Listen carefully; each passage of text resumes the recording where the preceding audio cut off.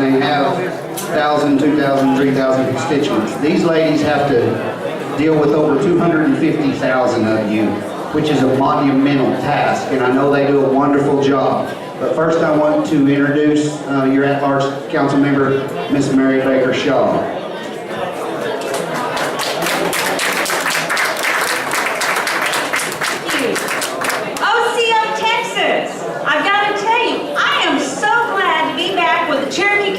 North Texas. If you're a member, would you please raise your hand? The Cherokee Community of North Texas.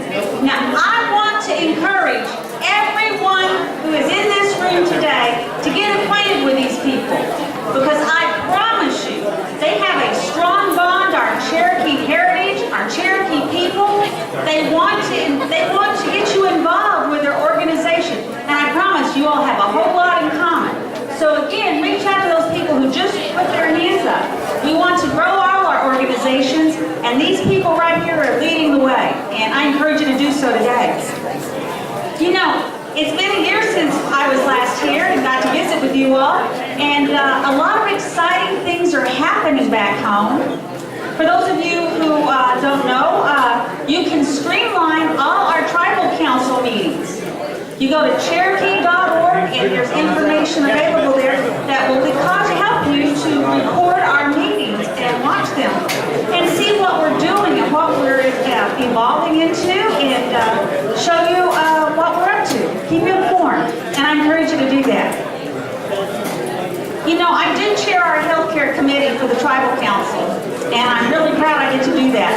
There have been some really, really positive things going on with that committee, and I have to say, Chief Baker's administration is ever going to be known historically. It has to be in healthcare.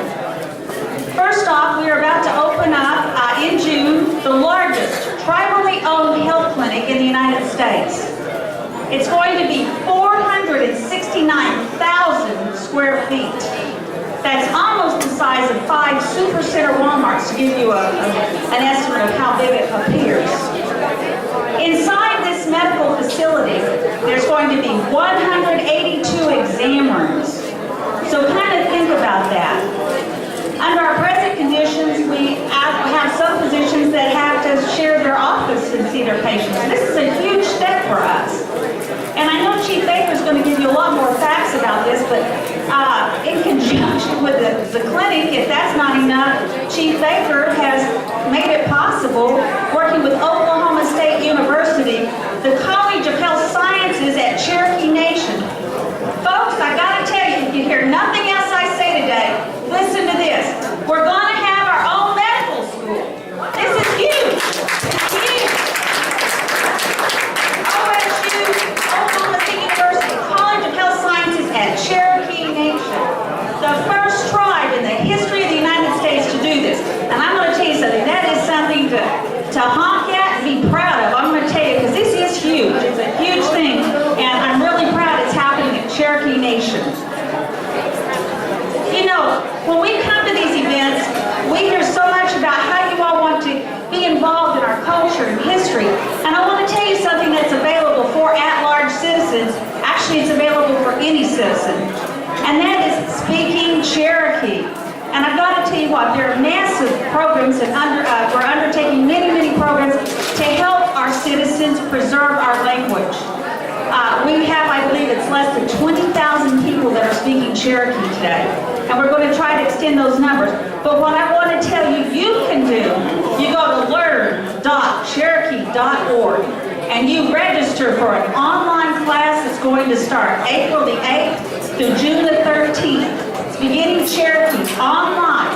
Now, if you can't make the twice weekly meetings that they're going to have live, you can actually go back and watch them. It's going to be available online twice a week. And I want to encourage you to tune into these lessons and register for this program. It's a wonderful thing that the tribe is doing to help you learn Cherokee, and I encourage you to do that. For those of you who are unaware, there is an election coming in June. Now, I'm not here to politic anything, but I do want to share with you that if you check around today, I know that we have absentee ballot requests available, and I believe registration available, register to vote. What I want to encourage you to do is take that absentee ballot request home with you, fill it out, and send it in. The at-large citizens of the Cherokee Nation, I think we outnumber the registered to vote by 101 if I'm not. I think I'm correct on that number mathematically. Let them hear our vote. We're at-large citizens. Right now, I do believe we outnumber the in jurisdiction 101 are registered to vote, and I want to encourage you, vote.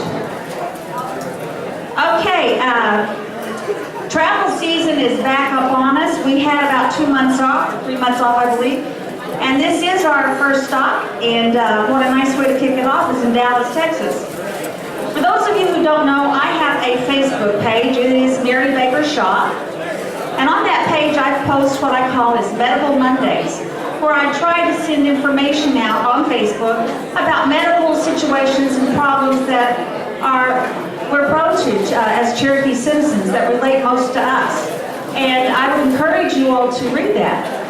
And if you don't like my Medical Mondays, you might like my Scholarship Saturdays.